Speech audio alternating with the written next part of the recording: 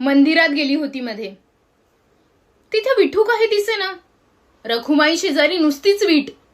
मी म्हटलं रखुमाई तर रखुमाई, कोणाच्या तरी पायावर डोकं ठेवायचं. ठेवलेलं डोकं काढून घेतलं. म्हटलं पुढे मागे आपल्यालाच लागेल म्हणून. जाता जाता सहज रखुमाईला विचारलं, काय ग, विठू कुठं गेला? ती म्हणाली, कुठं गेला म्हणजे? हा नाही का माझ्या शेजारी उभा? खात्री करून घ्यायला मी पुन्हा पाहिलं आणि म्हणाली, नाही ग, तिथे तर कुणीच नाही. तर म्हणते कशी, नाकासमोरी जगण्यात माझा जन्म गेला.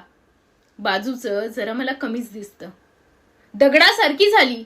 मान अगदी धरली बघ, इकडची तिकडं जरा होत नाही.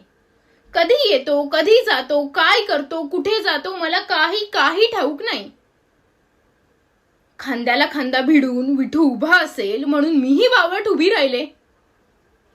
आषाढी कार्तिकीला पंढरपूरला इतकी लोक येतात.